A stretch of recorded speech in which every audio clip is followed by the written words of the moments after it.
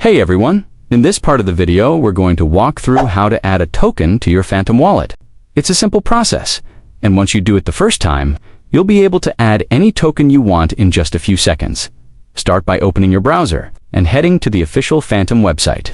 On the home page, hit the download button. Choose the browser you're using, then click Add to Chrome. When the pop-up appears, confirm by clicking Add Extension. Once Phantom installs, you can pin it to your toolbar, so it's always easy to reach. When you open the wallet for the first time, you'll be asked to either create a new account or import an existing one. After your wallet is ready, you can add any token you want. Open Phantom, scroll down to the bottom of your token list, and click the option that lets you manage or add tokens. Phantom will show you a search bar where you can type the name of the token you want to add. Once it appears, just tap the toggle or add button and it will show up in your wallet balance right away. If the token doesn't appear in the search results, you can paste the token's contract address manually.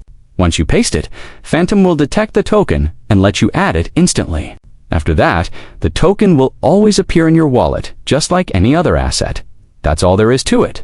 Your Phantom wallet is now set up, the token is added, and you're ready to manage it, swap it, or track it whenever you want.